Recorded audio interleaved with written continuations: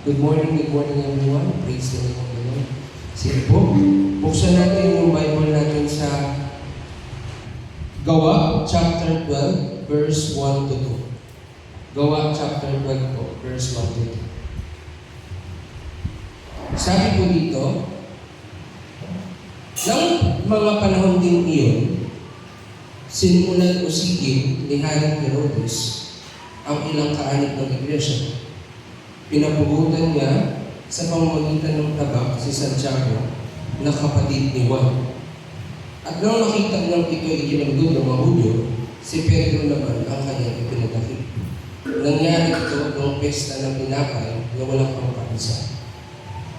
Pagkadakip kay Pedro, siya ay kinulong at pinabantayan sa kapag ng pangkat ng tig-4 ng awa.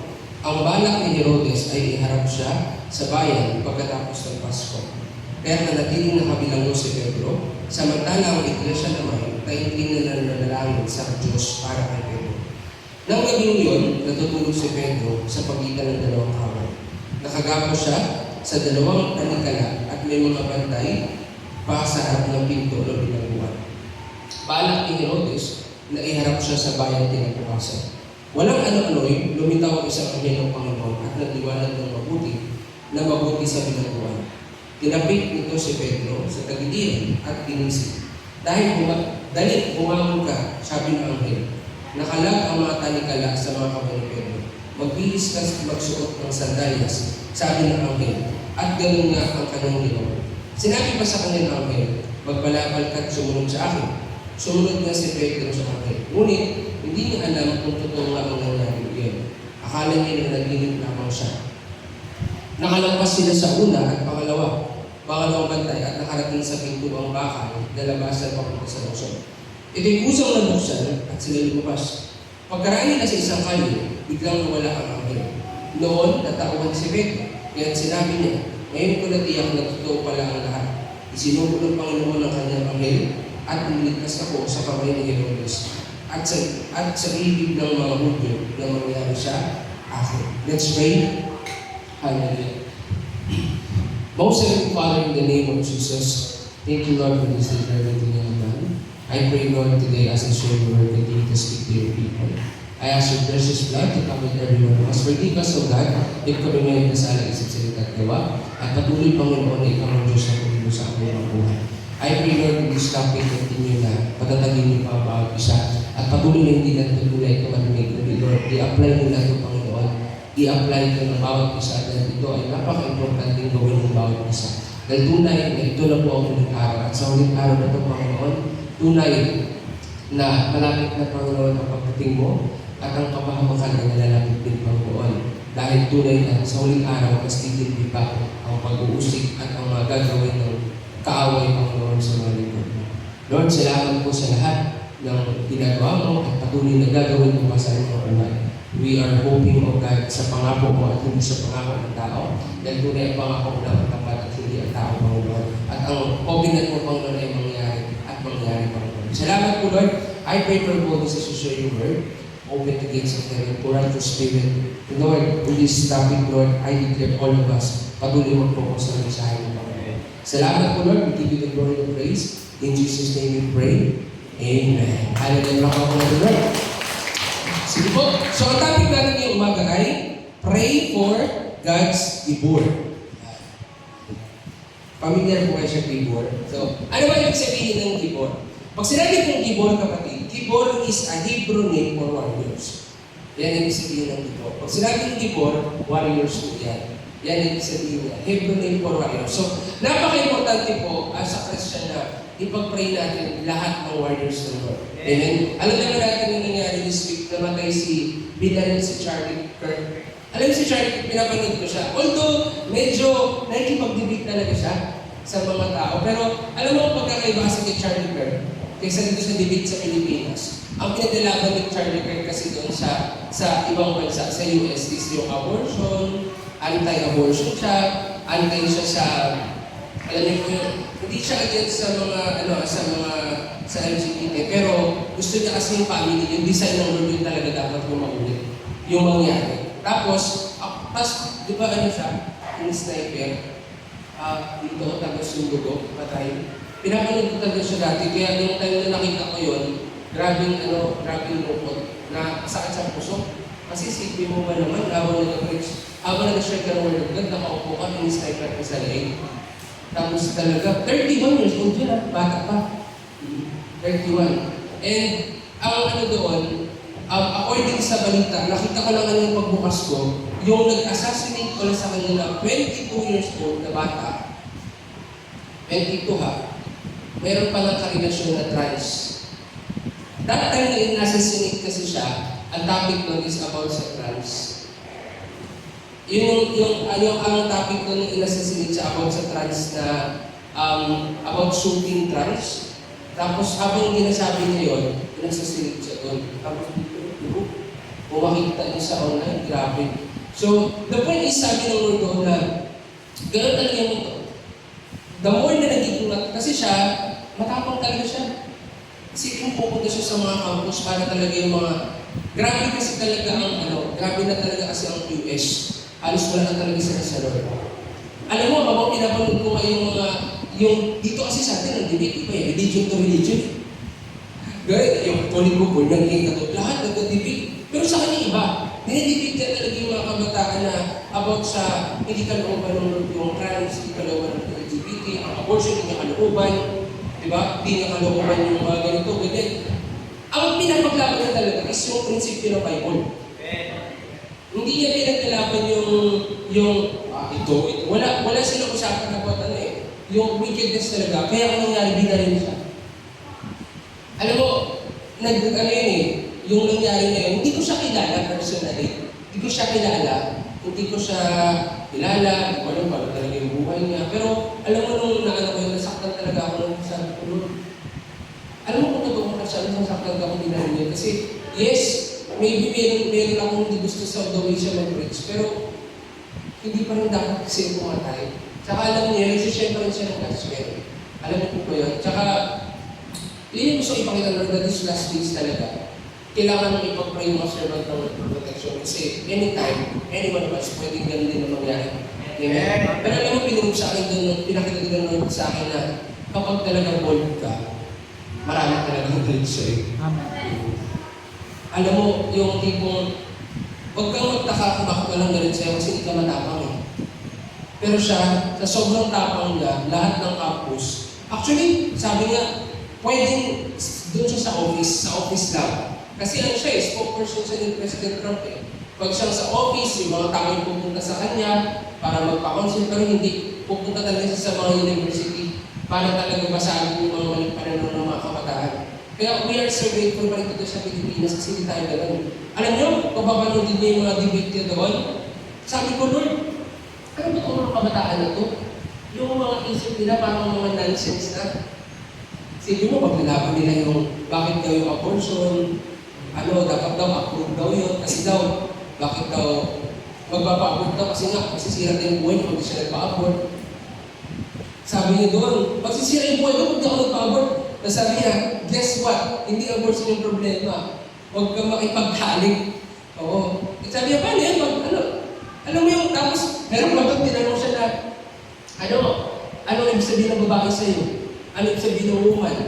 Sabi niya, basta ito, ano yung preference mo? Tapos sabi niya, alam mo yung sabi ko, itong mga taga-US talaga, sabi ko yung marami ng kabataan, grabe na talaga kawin. Yung tipong napakasimpleng bagay pinapakomplikado. Yung babae daw, basta kung ano na-identify mo sarili mo, babae ka. Kung lalaki ka, kung na-identify mo sarili mo, babae ka. Sabi niya pa nga, paano kung sinabi kong black ako, hindi black ako, hindi nakasalita yung Paano kung sinabi kong aso ako, di aso ako. Ganun. Alam mo, sabi ko, ibang klase yung mga kabataan dito sa US, talaga yung isip nila, papurol ng papurol. Yung mga reasoning nila, wala nang karesognasyon. Kaya maraming galit sa kanya. Maraming galit sa kanya. Tapos, maraming atheist ang nakakilala sa Lord dahil sa kanya. Kasi nga, grabe yung pinaglalaban niya, grabe. Pero hindi mo siya makita talaga na yung sabing, yung sabi sa debate niya, yung nagmumura siya, tulad dito, hindi ko nagmumura, pagkalit, wala, may humbleness talaga siya. Oo, kasi binarin siya. Kasi, alam niyo, grabe kung makikita nito, tapos talaga, tapos, awas-awas dito. Kaya yung pag-gising ko noong umaga, nagulat ako sa pagkukurao. Sa gulat ako, 31 years old pa lang siya. Alam niyo po, yung gusto doon ipakita ng Lord na this is the last days talaga.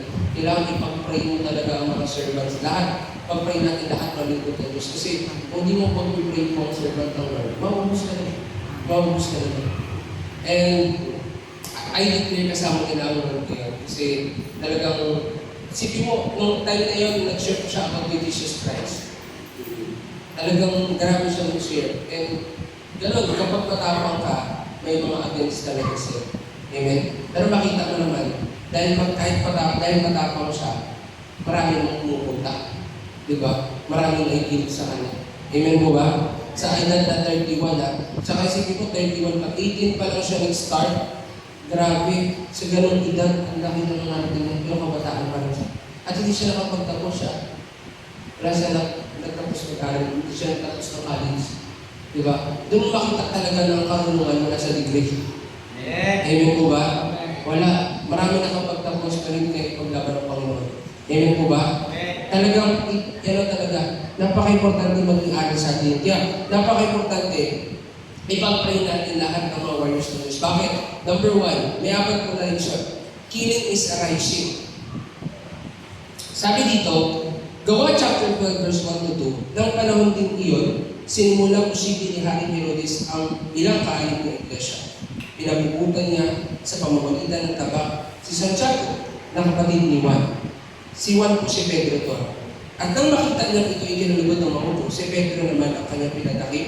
Nangyari ito noong pesta ng tinapay na walang pampalasa. Alam niyo po, bakit kailangan pag-pray natin yung mga servant ng Lord? Kasi marami na pong pinapatay at marami na pong namamatay na servant ng Lord. Literal, marami pong pinapatay. Maliban pa doon, literal, yung iba na mamatay. Alam niyo yan? When I say, hindi ka nga alam mo yan, physically na pinapatay talaga, pero spiritually speaking, ang sinatanas ko, gusto niyang patayin talaga lahat. Kaya ikaw, pakiramdam mo pinapatay ka na niya, kailangan mo talaga mag-pray.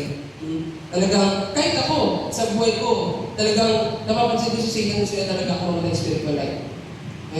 Pero hindi pwedeng mamatay tayo. Amen po ba? Kaya importante yung prayer. Amen? Ikaw, kala mo, ikaw lang, hindi, pinapatay ka ng Satan. Gusto ni Satan mamatay na yung apoy sa'yo. Ha? Gusto niya patayin ka. Kaya dapat, as a Christian, mag-pray ka. Amen po ba? Ipag-pray mo ang mga lingkod ng Diyos. Kasi, the more na pinag-pray mo sila, the more ka rin, ano mo yung pinag-pray mo sa iba, sa iyo din pinabalik ng Panginoon yun. Amen po ba? Amen po ba? This is the last days po. Yes, yung iba hindi naman literal na sniper, pero mayroong iba, parang sniper na ng spiritual. Yung tipo okay ka naman, tapos isang shot mo sa iba, kaya ka na kinabukasan. Yung tipo umaapoy ka dati, ngayon hindi na. Kasi pinapatay ka na ng kaaway. Amen po ba? Hindi mo na mapansin, pero napapaligiran ka na ng mga sniper sa paligid mo. Amen? Ikaw yung target nila. Walang ibang target ng kaaway ng Kristiyano. Amen? Ang gusto niya, mamatay yung apoy sa iyo at hindi ka na magamit ng Panginoon. Kaya napaka-importante yung prayer. Amen? Kasi pag sinabing arising, hindi lang isa, dumadami yung gusto pumatay sa iyo. Amen po ba? Ang kaaway, talagang hindi sila titigil na hindi mapatay ang Kristiyano. Hindi sila titigil na hindi ka mamatay. Kaya ang apoy doon, papayag ka bang mapatay ka nila? Amen po ba? Amen po ba? Kasi sila titigil na tanong papayag ka bang mapatay ka nila? Kasi kung papayag ka mapatay ka nila, parang mo na rin sinabi na, alam mo yun, natalo ka. Amen po ba? Kaya napaka-importante na sa Christian, ipag-pray mo ang mga warriors ng Lord. Amen? Amen po ba? Hindi pwede pag-pray mo sarili mo. Hindi. Kasi pag pinag-pray mo lang ang sarili mo, magiging selfish ka nun. Lahat dapat pinag-pray. Amen po ba? Kasi, makikita niyo po dito kanina, sa binasa natin, noong time na nakulong si Pedro, yung mga mananampalataya na nanalangin sila. Naintin silang nag-pray. So, makikita natin doon na kailangan talagang mag-pray lahat. Amen? Ipag-pray mo dapat lahat ng servant ng Lord. Hindi lang pastor mo. Lahat. Amen? Amen. Pag-pray mo lahat ng pastor, lahat ng leaders, pati lahat ng church, pag-pray mo. Amen? Amen. Amen? Alam mo bakit ka namamatay? Kasi hindi ka nag-pray. Amen po ba? Yun lang, alam mo po, wala nang ibang reason bakit tayo mamatay sa iba, hindi ka nag-pray. Yun lang talaga kasimple. Hindi ka nag-pray kasi prayer is oxygen. It's like oxygen. You talk to God, God talk to you. Inhale, exhale. Amen? Alam niyo ba yun? So, automatic kapag di ka nag-pray, namamatay ka na oxygen spiritual. Pansin, wala akong prayerful na tao na mamamatay spiritual. Pero kung wala ka ng prayer, mamamatay ka talaga. Puro ka trabaho, puro ka aral, puro ka business, puro ka iniisip, wala ka nag-pray, mamamatay ka talaga. Kahit magbasa, alam niyo kahit magbasa ka ng Bible, kung wala kang prayer, mamamatay ka pa rin. Amen. Tandaan mo, hindi ka makakakain kung wala kang hiniga. Hindi pwedeng kailangan oxygen muna bago mag-pray. Kasi una-una, kahit magbasa ka na magbasa ng Bible, kung wala kang pray, hindi ko na maintindihan yun. Amen. Amen po ba? Amen. Hindi mo ma-appreciate yung pagkain kung naghihingalo ka na. Saan ka makakita nung maghihingalo na ako, ipaabot muna ako ng fried chicken. Naghihingalo na ako, fried chicken muna. Naghihingalo na ako, pahin mo na ako ko. Wala! Hindi mo na ma-appreciate yung word of God, hindi ka nag-pray. Amen po ba? Amen. Hindi na. Pero pag once na nagbabasa ka lagi ng Bible, na nag-pray ka, doon talaga yung pagpatay. Hindi ko siya nangyari. Kaya napaka-importante ipag-pray po natin lahat ng servant ng Lord. Kasi ang pagpatay ng kaaway pag hindi na pamilya. For example, this week, this week naman, namatay si, she is with Jesus. Yung asawa ng Pastor Ricky, yung babae na nagka-breast cancer, patay. Doon naman si Kirk, patay. Marami pong mga namamatay. At alam ko, naniniwala ako na marami rin namamatay talaga na Kristiyan sa buong mundo. Amen. Hindi nga lang yung iba na propose. Pero the point is, talagang this is the last days at ang kaaway gusto talaga nila lahat ng mga ginagamit ng Lord mawala. Alam niyo po yun? Lahat ng mga boy. Kasi, yun na. Yun ang po talaga yung mangyari ngayon. Kaya napaka-importante mag-pray. Amen? Ipag-pray mo lahat ng servants ng Lord. Amen po ba? Amen po ba? Kaya pag mo mag-pray ka, Lord, ipag-pray natin lahat ng servant ng Panginoon. Kasi, tulad na nangyari po sa Bible, noon, ngayon mangyari at mangyari po yun. Amen? Pero the moment we pray, talagang doon po itinagpang Lord. Ano po pa yung mga example sa Bible yung mga pinapatay? So, una yan, si James, pinatay. Pinugutan siya ng ulo. Pangalawa, si John T. Baptist, pinugutan niya. Matthew 14, 9-10. Nalungkot ang hari, ngunit dahil sa kanyang pangakong narinig ng mga panauhin, inutos niyang ibigay sa dalaga ang ulo ni Juan. Kaya pinapugutan niya si Juan sa binabuan. Si Santiago, si James, pinugutan. Si John T. Beloved, pinugutan. Sino ba? Stephen sa Bible. Gawa chapter 7, verse 59-60. At pinababato nila si Stephen na nananalangin naman ng ganito. Panginoon, Jesus, tanggapin mo po ang aking espiritu. Lumuhod si Stephen at sumigaw ng malakas. Panginoon, huwag mo po silang panagutin sa kasalanan nito. At pagkasabi nito'y siya'y namatay. Alam niyo po, makikita niyo dito na si Stephen, kahit mamamatay na siya, nag-pray na rin siya. Amen. So, hindi pa rin siya namatay. Alam, iba kasi yung namatay ka talaga ng walang Diyos, na namatay ka na may Diyos ka. Amen? Tingnan niyo po nangyari kay Stephen. Binabato na siya, pinapatay na siya, pero prayerful pa rin siya. Diba? At dahil prayerful siya, nandun pa rin na siya rin nagsabi, Lord, kunin mo lang aking espiritu. Nandun na alam niya na mabubuhay pa rin siya. Amen po ba? So, napaka-importante yung prayer talaga. At yung prayer ni Stephen, sinabi niya na, Lord, huwag mo silang parusahan. Huwag mo silang parusahan. Yung prayer talaga, pwedeng mamatay ka literal physical, pero dahil prayerful ka, mabubuhay ka pa rin sa harapan ng Lord. Ganun po importante yung prayer. The most important thing is, nag-pray ka. Kasi pag nag-pray ka po, mamamatay talaga dahil lahat physical. Pero dahil prayerful ka, mabubuhay ka pa rin. Amen po ba? Kaya ipag-pray natin lahat dapat ng servants ng Lord. Amen? At isipin mo kung si Stephen nga nag-pray, ang pinag-pray niya yung musik sa kanya, ano na lang kung ipag-pray mo talaga yung mga servants ng Lord, mga warriors. Amen po ba? Amen? So makikita natin dito in the Bible, matindi po yung mga pinagdaanan ng servant ng Lord. Matindi, talagang pinapatay sila at ang pagpatay. Kasi alam mo bakit din pinatay si Stephen? Wala rin kasi makatalo sa kanya. If you read the Bible, walang makatalo kay Stephen pag dinidibig ko si Stephen. Kumbaga pag si Stephen nagsasalita, walang mabato lahat. Kaya pinapapatay nila. Ganon din po paglingkod ka ng Panginoon. Pag hindi nila matamig ka, papatayin ka rin talaga. Amen? Amen po ba? Pero ang point dito na gusto nila patayin ka, pero natandaan mo po, ang Lord po ang magbubuhay sa'yo. Amen? Amen po ba? Sa Bible, si Jesus Christ naranasan din po yun. Lucas 18:33, siya'y hahagupitin at papatayin. Ngunit sa ikatlong araw, ay muli siya magbubuhay. Ganun po, pag servant ka ng Lord, may mga kaawit talaga na papatayin ka, atakihin ka, at kung literal na mapatay ka ng physical, praise God, mabubuhay ka naman. Amen po ba? At kung, pero ang masakit doon is yung namatay ka ng walang Lord. Amen? Tatandaan natin bakit kailangan mag-pray kasi po, grabe po ang magpatay. Gusto nila. Lahat patayin. Kahit ako, gusto na nila akong patayin. Alam niyo po ba yun? Kaya napapatay sa akin sa pahinga. Amen? Amen po ba? Amen? Lahat, kahit kayo. Yung iba parang napatay na kayo sa inyo. Yung iba, patay na eh. Sabi ng prophecy kanina, alam ko kung sino ang hindi nagsisisi. Sabi, patay na yun. Totoo, pag di ka nagsisisi, patay ka talaga nun. Alam ng Lord yung puso ang bawat isa. Amen? Alam ng Lord yung totoo at hindi. Amen? Amen po ba? Kaya importante ipag-pray. Amen? Amen po ba? Huwag kang papayag na matulog ka. Na, alam mo, pwede kang matulog sa natulog mo, pero ang away hindi po niya tumitigil.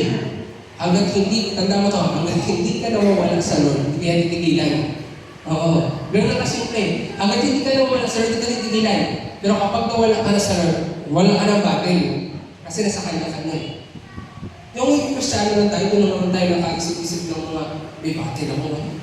Battle ako. Pero ang Kristiyano, yung pagkakasano na tayo battle. Ang ating, may problema ako ngayon, ang dami. Hindi mo pwede sabihin, naalala ko ang dinigil ako, hindi ko pwede sabihin yung battle na yun. Problema lang ang iniisip ko. Problema yung term. Pero pag Kristiyano ka, battle na. Kasi alam mo na ikipagdigma ka. Pero pag sa mundo ka, walang battle. May problema, pero walang battle. Di ba? Kasi yung battle, para naman sa mga Kristiyano, kasi araw-araw nagkipaglaban ka. Amen. Amen, di ba? At ang kaaway natin, hindi po siya flesh and blood, spirito. Amen? Amen. Pero pag sa mundo ka, wala kang battle. Problema lahat. Di ba? Problema. Talo ka kahit problema. Ang battle kasi sa Kristiyano po yun. Amen po ba? Kaya, napaka-importante maintindihan natin yan na talagang si Kristo mismo nakaranas po ng gano'n. Inagutin siya. Pero kahit gano'n po, dapat nag-pray pa rin tayo. Amen? Sabi dito, Romans chapter 8, verse 36 to 37. Ayon sa nasusulat, dahil po sa inyong buong araw kami pinapatay, turing nila sa amin, mga tupang pangkatay. Hindi. Sa lahat ng mga ito, tayo sigurado magtatagumpay sa pamamagitan niya na nagmamahal sa atin. Amen? Araw-araw, talagang ang gusto ng kaaway mga spiritual. Pero tandaan mo po, kahit ano man po yung mangyari sa lahat, tapat po ang Lord na nagmamahal sa atin. Basta't mag-pray ka. Amen mo ba? Amen? Hindi mo nga naranasan yung pagtubos ng Lord kung hindi mo nga naranasan yung parang pinapatay ka lagi. Amen? Kaya bakit kailangan pray kasi lahat po ng Kristiyano sa panahon natin ngayon, ang gusto ng kaaway, mawala na talaga. Amen? Kaya ikaw, gusto ni Satan, mawala ka na. Amen? Amen. Gusto niya mawala ka na sa ministry mo. Gusto niya mawala ka na dito. Para wala ka na yung church. Amen po ba? Amen? Pero ang tanong, papayag ka ba? Amen po ba? Sino bang papayag ka? Ganun-ganun ka kanya. Yung tipong tagal-tagal mo sa Lord nag-serve, ang Lord mo atakihin sa tasaw, talo ka lang din pala. Amen. Amen po ba? Ganun, gusto mo talo ka lang pala, alam mo huwag ka pong papayag, kaya mag-pray ka. Amen po ba? Amen po ba? Yan. Number 2, bakit po kailangan mag-pray? Threat is impending. Number 1, killing is arising. Number 2, threat is impending. When you say impending po, nalalapit. Ibig sabihin, marami na pong mga threat na nalalapit. At as a Christian, may mga threat talaga pag nagsiserve ka sa Lord. Amen po ba? Sabi dito, Gawa chapter 12, verse 3 to 4. At nang makita lang ito itinalugod ng mga Hudyo, si Pedro naman ang kanyang pinagakip. Nangyari ito noong pesta ng tinapay na walang pampahal siya. Pagkadakip kay Pedro, siya itinulong at pinabantayan sa apat na pangkat ng titi-apat na kawat. Ang balak ni Herodes ay iharap siya sa bayan pagkatapos ng Pasko. Isipin niyo po si Pedro, dahil napatay na si Juan, ay napatay na si Santiago, si Pedro naman, merong threat. Bakit kailangan? Una is, yung una pinapatay, pangalawa may mga threat, may mga threat pa. Kaya dapat ipag-pray natin lahat ng servants ng Lord. Kasi, isipin niyo sino makakaisip na 23 years old yung mapatay doon kay Charlie Kirk? 22 ha? Bata pa yun. Diba? Umakit pa sa bubong. Diba? Sino makaisip na 22 magaling mag-sniper? Diba? Samantalang iba, 22, alam mo pellet gun, alam mo yung water gun. Siya, 22, siya mismo. Tapos inamin niya sa tatay niya, yung tatay niya naman ata, sinumbong ata sa pastor, yung pastor yung nagsurrender sa kanya. Kasi marunong sila eh. Sabi nga doon, kakatapos na nag-worship dun eh. Sabi sa balita, kakatapos na nag-worship that time. So, tapos na mag-worship, after worship, nabalik ka na sa event. Sino, kaya, alam mo yung sabi sa Lord, dyan sinasabi na kaya ang kabataan ang ibalitin. Kaya nga ng kabataan pumatay, kaya kaya din na bumuhay. Amen? Kaya nga, lahat ng kabataan, ikaw kabataan, huwag mong isipin hindi ka kaya gamitin ng Lord. Amen? Kung kaya mong pumatay, kaya mo rin bumuhay. Amen po ba? Kasi, ang kaaway nga, ginamit ka para pumatay. Ang Diyos pa kaya ka gagamitin para bumuhay. Amen po ba? Kaya iba sinasabi, ay sa kanya siya yung mga kabataan pag matanda na, pag malapit na, pag naghihingal na, sa kanya mag-serve. Diba? Pakinan mo yung US. Bata pa lang, nasisik na sa isipan nila, ibang klase. Diba? Kaya, sipin mo, that's the reason bakit sinabi ng Bible talaga na remember your Creator in the days of your youth. Amen? Habang bata ka pa, ang itanin mo dapat sa isip mo puro sa Lord na. Kasi lalaki ka. Pag walang Lord sa life ng kabataan, marami ka pag-ito. 23 years old na. Tsaka, nung nakita ko ngayon, sabi ko, grabe, kawawa naman ito. Kawawa. 22, nakakit ka ng building, nag-sniper ka, tapos takbo ka. Alam niyo po ba yan? Doon mo makita na talagang ang threat nandyan. Hindi mo alam kung sino ang papasukan sa talas para pumatay sa'yo. Alam niyo ba yan? Anytime meron. Amen po ba? Amen po ba? Sige mo. Sa panahon ni Jesus Christ, isa sa 12, si Judas talaga ha. So, pakis-kiss pa yun. Diba? May kiss pa. Diba? Kiss mo na Lord. Tapos ikaw, ibibigay niya na sa Jesus. Diba? So, may threat talaga. Amen po ba? May threat. Kaya dapat ipag-pray natin lahat ng servant ng Lord, ilayin mo lahat sa kapahamakan. Amen po ba? Amen. Kaya mag-ingat ka rin sa mga katagal mo. Ingat ka sa mga tao sa paligid mo. Di mo alam, dinaabra-kadabrahan ka na pala yan. Alam mo yun? Kala mo, kakampi mo, yung pala, spiritually, gusto nang bumagsak ka. Yung pala, pagdating sa bahay nila, mayroon pala siyang manika, pusok-pusok ka na niya. Di ba?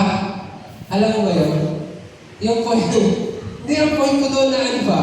Na may mga tao kasing gano'n na talagang, for example, sipin mo sino mag-aakala doon na sa isang kabataan na ganyan yung itsura siya pala yung pamatay?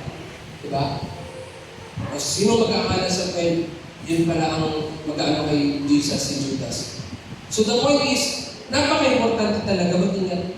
Ipag-pray natin lahat ng servant ng Lord na samahan ng bulit mo ngayon. Kasi anytime, kasi totoo to, short na, bad company corrupts good character. Alam niyo mo ba yun? Bad company, sabihin pag yung kasama mo lagi, mga bad company, masisira ka talaga. Amen? So, kala mo walang threat, may threat po. Bakit nung time na, sipin mo, bakit nung time na ikaw lang isa, okay ka pa nung time nagkatrabaho ka na, lamon ka na. Nalala ko na meron akong isang leader, sabi ko, magkakaroon tayo ng ganito, ganito. Sabi niya, okay po, sir. Sabi ko, ha? Nalaman ka na ng trabaho mo. Pastor yun, dati pastor na ako sa akin, sir na. Kakatrabaho mo yan. Sabi ko, magkakaroon tayo ng urgent pagbabago sa meeting kayo sa GC. Sabi niya, okay po sir. Sabi ko, ayos ko ah. Sabi ko, masyado ka nang nakakain ng trabaho, hindi mo na alam kung sino sila ang pastor mo. That's the truth. Amen po ba? Pwede ko sabihin, sorry po, pero hindi. The abundance of the heart, the mouth speak. Amen po ba? Totoo naman talaga. Kasi kung Kristyano ka na umaapoy sa school, imbis na yes ma'am, sabihin mo amin eh. Bakit nagagawa natin? Kasi umaapoy ka eh. Di ba? Bakit pag sa school, sabi mo amin, kahit sabihin, yes sir. Kasi umaapoy ka sa Lord eh. Pero bakit nagkabaliktad? Nagkabaliktad. Yung sa trabaho, yung apply mo sa church. Di ba? Imbis na, okay po pastor, okay po sir. Di ba? Ibig sabihin, mali. Amen po ba? Amen? At ako naman nasa pastor. Hindi mo pwede sabihin wala. Na-observe kita. Amen po ba?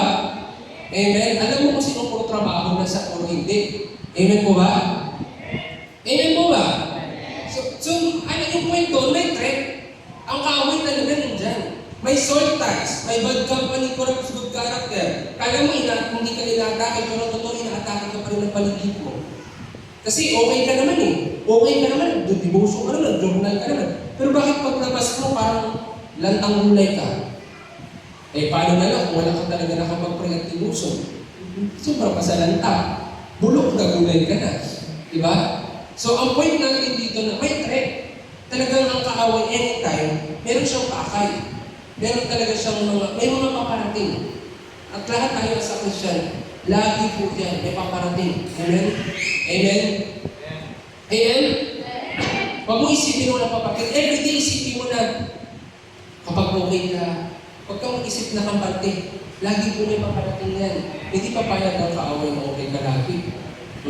At hindi pwedeng makontento ka na okay ka lagi. Lagi po may, kaya sabi diba, maghanda kayo. Darating ang magnanakaw. Diba? Andito ang magnanakaw para pumatay, manira, mawasak. Amen? Pwede kanyang masira. Pwede kanyang mawasak. Pero, huwag kang papayag na mapatay ka niya. Amen po ba? Kaya dapat magbantay lagi. Kaya, kasi anytime, kung nakita ng kaaway na, okay ito ba? Okay. Sa moment na okay ka, maganda ka. Kapag hindi ka okay, maganda ka pa rin. Mas lalo ka dapat maganda pag ikaw okay. Amen po ba? Yung threat paparating. Diba? Ito po isipin mo, hindi alam ni Pedro may plano sa kanya si Aaron. Hindi niya alam. Diba? So ganoon din, hindi mo alam kung sino yung mga may plano. Hindi mo alam kung ano yung plano ng tao sa paligid mo. Kaya kailangan, at hindi natin alam kung ano plano ng kaaway. Pero sabihan niya ng Lord, i-expose ko naman sa paligid. Ang sabi sa Bible, makito siya para patayin talaga tayo. Kaya dapat maging aware ka. Kapag nakikita mo pinapatay ka na ng kaaway, mag-pray ka palagi sa Lord. Amen po ba? May threat. Araw-araw may threat po. Hindi mo pwede sabihin walang threat. Wala naman tayong death threat sa mundo. Spiritually, may death threat tayo sa kaaway. Amen po ba? Tandaan niyo po, lahat tayo may death threat tayo sa ang kaaway. Naku, araw-araw gusto tayo mamatay. Gusto nyo tayo mamatay spiritual. May death threat isip tayo. Amen po ba? Sabi ng iba, ay wala akong death threat. Lahat tayo may death threat. Sisitan gusto niya tayo patayin lahat. Amen po ba? Gusto niya mawala yung apoy sa iyo. Gusto niya hindi ka na mapuspos. Gusto niya bumalik ka na sa dati mong buhay. Kasi namimiss ka na niya. Namimiss ka na niya. Alam mo yun? Namimiss ka na yung alipin niya. Alam mo? Pero alam mo po kay Lord, kaibigan ka niya. Amen po ba? Sabi ito, gawa 4:29. At ngayon, Panginoon, tingnan ninyo, pinagbabantaan nila kami. Tulungan ninyo ang inyong mga alipin na may pangalan ng buong tapang ng inyong salita. Tingnan niyo po grabe ang pagbabanta sa Bible sa mga lingkod ng Diyos. At sa atin, lagi pong may banta ang kaaway. Kapag ginawa mo ito, babantaan ka. Pero huwag ka pong papayag. Salit mag-pray ka. Sige po, itong mga apostol, pinagbabantaan sila, pero hindi sila nagpigil. Sa halip nag-pray sila, natulungan pa sila ng Lord. Amen po ba? Kaya prayer is very important. Kaya kung hindi ka nag-pray, yung threat talaga, maapektuhan ka. Pero kapag nag-pray ka, yung threat, hindi sila pinapansin. Sa halip hindi ko pa rin nagpapatuloy. Amen po ba? Amen po ba? Matthew 10:21, ipagkakagulo ng kapatid ang kanyang sariling kapatid upang ipapatay. Gayon din ang gagawin ng ama sa kanyang anak. At lalabanan ng mga anak ang kanilang mga magulang at ipapapatay ang mga ito. Sipin niyo po yung mga threat sa Bible. Laban-laban talaga. Ito ay warning ng Lord. Kapag nag-stand ka sa Kanya, marami po talagang mga threat. At sabi dito, ito yung mangyari. Laban-laban patay sa patay. Kaya hindi, kailangan mong i-balance. Minsan yung mga tao kasi sinasabi na kalooban ng Lord na usip, obey your parents. Diba? Kalooban ng Lord ang family muna bago siya. Pero, paano mo ipapaliwanag itong Matthew 10 dito? Paano mo ipapaliwanag yan? Diyan mo makikita na, yes, kalooban ng Lord yun. Pero kung yun yung mag-ingat lang para hindi ka mag-serve sa Lord, papasok ka sa Matthew 10:21. May versikulo din po, ayun po ba? Na sinabi din talaga ng Panginoon na darating ang day, pinag-stand ka sa Kanya, ma-against ka talaga. Ma-against ka sa anak mo, sa pamilya mo, sa lahat. Pero ang importante, mag-stand ka pa rin po sa Lord. Amen. Amen? Amen. Mag-stand ka pa rin. Amen? Kasi hindi naman pagkit nangyari yung mga ganyan. Wala na nagawin ng Lord. Amen po ba? For example, sa panahon ni Stephen, binato siya. Sabi ko nga, Lord, nakaraan sabi ko, Lord, I pray itong tao itong bumalo kay Charlie Kirk. Tulad ng nangyari kay Saul. Gamitin mo ito. Kasi si Saul yung isa sa nagbato-bato kay Stephen eh. Pero si Saul naging Pablo eh. Sabi ko, anong pala natin Lord? Itong batang ito. Sabi ko, pag ito kumilos ka, sana rin gagamitin mo. Bawal siya, di ba? Wala yung posible. Hindi ko nga alam kung totoo yung sinasabi nila na death penalty. Kasi may nagsasabi doon na parang ipapatay ng death penalty daw siya. So, ginawa niya. Pero, pag-pray natin na isama natin na huwag na kasi hindi baguhin siya ng Lord. Alam mo, totoo talaga yung ibang klase. Kasi gusto magpunta ng ibang bansa, US. Huwag ka na nagtitito sa Pilipinas. Magulo doon. Katakot mo sa tren, tingin sa tren, yung babae na taga-Ukraine, yung sinakasaksa dito ng black people, habang nakaupo lang siya, mula siyang pinanong. Grabe. Tapos, harang kachat ko yung isang sa TikTok na mga ginabay ko sa dito, ay katita, totoo ba to? Kaya talaga nangyari sa tren nyo? Upo, pastor, ganyan. Sinend niya sa akin yung video. May actual video sa cellphone na, tinanong ito, pastor. Totoo nga, ang gulo ng train niya dyan. Oo, delikado. Sabi niya nga, nakaraan nga pastor, meron ditong isang Pilipina, nilaglag sa train, patay. Racist daw eh. Yung Pilipina na, kaano daw, kaibigan niya, na racist, nilaglag sa train, patay. US ka pa. Diba? Tapos sabi niya, grabe na talaga doon. Kaya yung iba parang sa online, glamorous, masaya. Pero sa likod doon, magulo.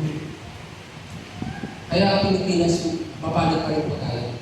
Sipin nyo, yung corruption sa Nepal, yung corruption sa Indonesia, sumusugod na yung mga tao sa Pilipinas, keyboard warriors lang.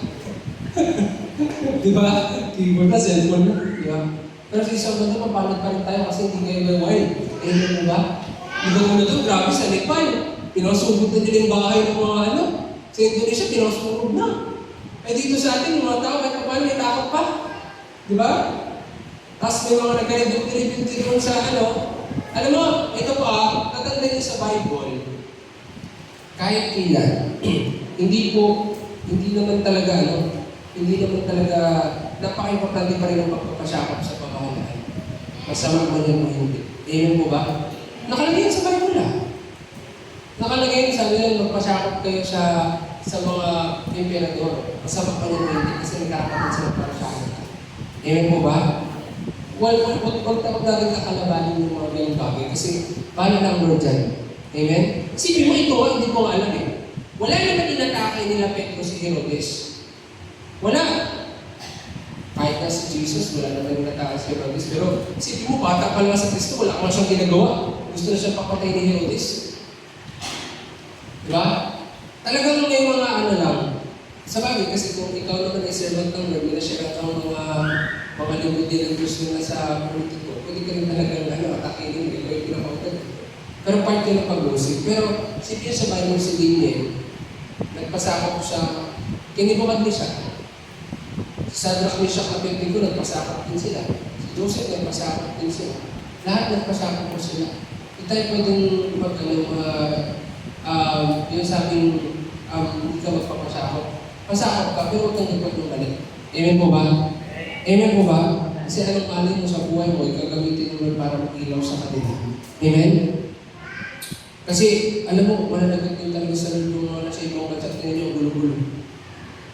Diba? Pero Muslim country kasi daw sila eh. Muslim country ba? Kasi nakita ko Muslim country ng Nepal tsaka yung Indonesia eh. Sa bagay, sa balitan na naman ito, parang Pilipinas na ang Asian country na Christian country. Out of sa lahat ng Asia. Pero Korean ata, Christian din. Pero yung point yung sa Southeast Asian ba, Pilipinas ata yung Christian lang. The rest talaga, puro mga Muslim. Si Bibi, natakan nila yung mga government. Diba? Pero alam nyo, mapapansin nyo, alos lahat, puro corruption yung nag-usapan. Wala po yan aksidente. Yan po yung sign ng last days. Ayan po ba? Sabi sa Bible, sa huling araw, mga tao magiging sakit sa salapit. Amen? Pero huwag kang mag-focus doon, mag-focus sa pagdating ng Lord. Kakapokus mo sa corruption, dumating na ang Lord, naiwan ka. Amen po ba? Alam mo, kakapokus mo doon, type ka, hala, naiwan ka. Sabi ng Lord, ikaw, sige ka kalaban sa corruption, ikaw corrupt ka rin. Alam niyo ba yan? Corrupt ka sa bahay niyo, corrupt ka sa akin. O, di ba? Sige ka kailan sa mga tinako, ikaw, nanakaw ka rin sa akin. Kaya, mag-focus ka sa pagsiserve mo sa Lord. Amen. Amen po ba? Amen. Amen. Yan. Kaya napaka-importante, may threat po talaga. Matthew 14:5, sabi dito, ibig ni Herodes na ipapatay si Juan, ngunit natatakot siya sa mga Hudyo, sapagkat kinikilala nila ang propeta si Juan na tagapagbautismo. Sige niya, even si John the Baptist, John the Baptist nga tama, gusto siyang ipapatay ni Herodes. Yung kanina, yung pinapugutan ni Herodes, si Santiago yun. Ito naman, si John the Baptist, gusto niya ipapatay, pero natakot siya. Takot siya kasi nga, may protection dito ng mga servant ng Lord, yung mga tao gusto sa kanya. Alam mo, kahit na si Poncio Pilato ayaw yung dapat papatay si Jesus. Dahil sa sinabi ng mga tao, pinapatay niya. People pleaser kasi itong mga ito Sabi ni ng mga crucified. Kahit alam ni Poncio Pilato na walang ginawang masama si Jesus, pinapakot mo pa. Alam niyo yun Alam niyo, ganoon po talaga. Minsan, yung mga, kahit anong mangyari, huwag kang lalaban sa mga nasa taas. Kasi, minsan, wala naman talaga silang galit sila, pero dahil people pleaser sila, patay. Ganun po kasi. Tira mo kay Herodes, hindi niya pinapatay si John the Baptist kasi nga, yung mga tao, baka tanggalin siya sa puno. Pero nung time na natuwa yung mga tao na pinapatay si Santiago, sabi si Pedro, isunod. Diba? Makita mo na nadidiktahan lang din sila ng mundo. Kasi nga, alam mo na, people pleaser mo. Pero pag ang servant ng Lord, hindi people pleaser, talagang may protection pa rin naman. Hindi naman people pleaser si Paraon Hindi naman people pleaser si Harong dito at isa. Si Harong hindi. Diba? Kasi naman people pleaser, wala silang pinag-pleaser. Kaya, dahil sabi nga nila, desisyon mo, pag hindi na paliwanag ang panaginip mo, papatayin mo kayo. Ganun sila katapang. Itong mga servant ng Lord talagang napaliwanag. Kay Joseph, kay Daniel, sa Meshach, Abednego nga, hindi nila pinilis Nakapon sa apoy. Dahil sa pag-stand nila, hindi sila lumaban, pinagtanggol sila ng Lord. Amen? Ganun din ikaw as a servant ng Lord. Whatever happens, huwag kang people pleaser. Amen po ba? Tignan mo, si Haring Dario, people pleaser. Sabi niya, mag-ano po kayo ng pag-as, na sa'yo lang mag-pray. Sa'yo lang mag-pray. Diniktahan siya ng mga tao para si Daniel, hindi mag-pray si Diyos. Tapos sinumbong sa kanya na nag-pray si Daniel. Si Daniel, tinapos sa kulungan ng Leon. So, ang nangyari, hindi po kinain ng Leon si Daniel. Nalaman niya ni Haring Dario. Sabi ni Haring Dario, yung mga nagsusul sa kanya, yun, pinatapon niya sa kulungan ng Leon, pati pamilya. Kasi sabi siguro sa Haring Dario, Itong mga to, inututok lang ako. Kayo siguro tapon ko. Simula kayo kung kayo, please. Tapon ko na kayo dito sa Leon. Alam niyo po yun, ang kahit nandyan talaga mag-Christian. Pero tatandaan mo, wala kang mga dead physical, araw-araw may dead ka physical. Amen. Amen po ba? Araw-araw kung namatay ka, hindi ka magamit. Amen po ba? Amen po ba? Yun talaga po niya. Ayaw niya magamit ka, ayaw niya magamit yung talent mo, ayaw niya magamit ka. Gusto niya, stagnant ka. Gusto niya baog ka. Gusto niya, stuck ka. Gusto niya, diyan ka lang. Ganyan ka lang. Abang buhay, ganito na lang. Kaya isip ko minsan, ganito na lang ako. No read, no write ako. Diba? Diba? Ganyan talaga. Ano? Pantakan na lang ng mga ganun. Diba? Pero huwag kang papayag. Amen po ba? Amen. Kaya mag-pray. Amen? Sa Bible, Matthew 26:4, even si Jesus, binalak nilang ipagkakip si Jesus at nang lihim at ipapapatay. Sino pa? John 12:10. Nabalitaan ng maraming Hudyo na si Jesus ay nasa Betania. Kaya nagpunta sila roon upang makita siya at si Lazaro na kanyang muling binuhay. Kaya binalak ng mga punong pare ay papatayin si Lazaro. Si Lazaro binuhay. After binuhay, gusto ulit papatay. Kasi itong tao ito ay gagamitin para mag-testify kay Jesus. Grabe yung, isipin mo sino nagplano? Punong pare. Mga murderer talaga yung mga pare noong panahon. Noong unang panahon na hindi ngayon. Pero ang point ko doon, makita mo sa programa naman tulog yung mga pinakapunong pare na ito. Pinakapuno ay hindi yung ano lang yung leader. Alam, binuhay niya si Lazaro, sige, papatay namin ito ulit. Kaya si Lord galit na galit talaga. Si Jesus Christ na nasa Bible, isipin niyo po alam naman ni Jesus Christ na against ang government sa kanya. Pero sinabi niya pa rin, ang kay Caesar, ang sa Diyos sa Diyos. Nandun pa rin talaga yung order pa rin ng government. Ngayon po ba? Sabi ko, itong corruption na sa Pilipinas, baka yung mga reklamador hindi pa nagtatax. Totoo yun. Minsan yung mga parinig makipaglaban, minsan yung mga nagtatax. Galit ang magdala ako sa magdala ko. Totoo po. Yung mga, baka dito. Sa isip-isip ko, galit pa kayo eh. Baka wala kayong nagabayan ng tax ng mga tindahan, walang yung sabi. Totoo po yan. Minsan like dito sa atin, sa lugar dito sa atin, yung mga mahilig magalit, yung mga nagbabayad ng tax. Amen. Yung mga hindi nabigyan ng ayuda, sila hindi nagbabayad ng tax. Sila yung mga sinungaling pagdating sa permit. Diba? Tapos karami makagalit sa munisipyo, karami makagalit sa barangay. Nako, kasi sila naman yung mga hindi tama magbigay. Pare, sa business, i-declare mo doon, ganito. Sabi ko, nalala ko yung nagbayad ako ng meals permit ko dito sa sabi nila sa akin. Buti sila ang laki ng nilagay mo. Sa isip-isip ko kasi yung nagbayad ako ng meals permit ng January. Ba't nilalagay yung maliit? Dinideclare ko nga yung malaki yung kita. Siyempre, pag nilagay ko doon maliit, ibig sabihin, ito na yung mas makakita. Dideclare mo siyempre malaki, declaration yun eh. Amen? Eh iba, nilalagay nila sa permit nila, maliit. Kaya biniya ko sa permit malaki. Yung iba nilalagay nila maliit, para maliit lang yung babayaran nila. Diba? Parang maliit, isipin mo. Isang buwan mo, declare mo 2,000. Sino mag-business ng 2,000 isang buwan? 2,000 divided by 30, ilan lang yun? I-compute mo, 2,000 divided by 30 days. Yan lang ang tubo mo isang buwan. 2,000 divided by 30, 66 per day, na-business ka pa. Amen po ba? Malala! Hamas na ka lang pa dito, hindi ba nagpanalata ng mga sa munisipyo? Ng mga iba? Ako, tatawin ko yan. Nay, ganito lang ang kita mo. 66 per day, bakit mo nag-business pa kayo? Hindi ako maniwala talaga. Kasi iba nag-declare ang tubo nila, 2,000, 3,000. Sino mag-business na tubo ganun?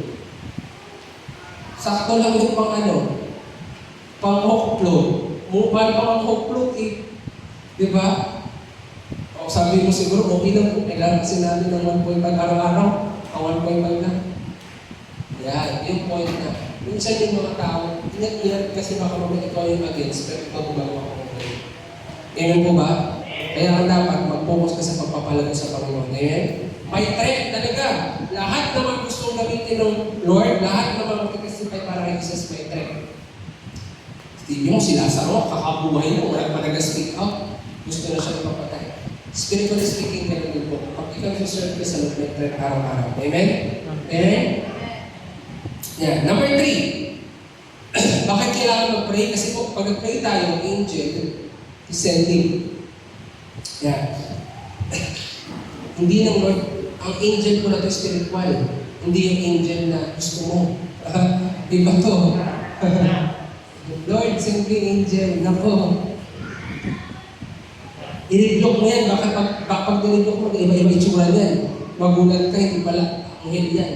Anghel pala na binagsak sa lupa yan. Tandaan niyo po ha, ibang angel to ha. Ito yung angel na Lord ng spiritual. Kapag nag-pray ka, magsusend ang Lord ng mga angel para protection ka. Ano po nangyari?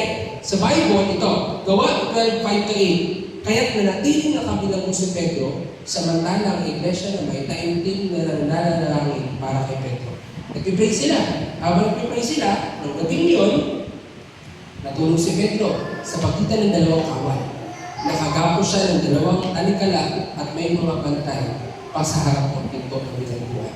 Balak ni Herodes na iharap siya sa bayan kinabukasan. Walang ano-ano'y lumitaw ang isang anghel ng Panginoon at nagliwanag na mabuti sa bilangguan. Tinapit nito si Pedro sa tagiliran at ginising.